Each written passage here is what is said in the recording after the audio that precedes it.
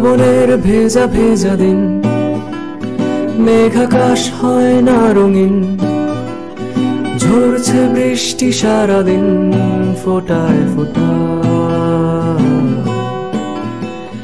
কেউ রাখে না কারো কথা, কেউ শোনে না কারো বারণ, কারণে অকারণে ভাঙন দেখে যায় বৃষ্টি এলে জানালা ধরে।